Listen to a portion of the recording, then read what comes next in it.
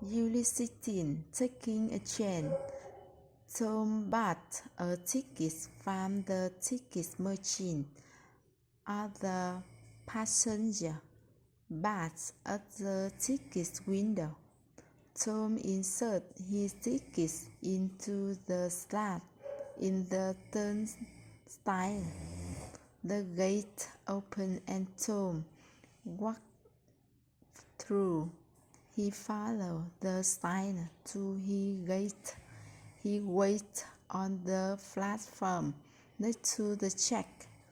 After he changed a drive, he got on. The train was crowded, so he had to stand. His station was announced, and he got off the train.